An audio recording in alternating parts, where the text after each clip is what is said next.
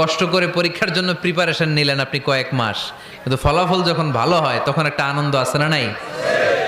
সারাদিন রোজা রাখলেন রমজানে, কি কষ্ট, তৃষ্ণায় গলা ফেটে যায়, কিন্তু ইফতারির সময় যখন রুহাবজা শরবতটা খাই কেমন লাগে? একটা আনন্দ আছে না নাই?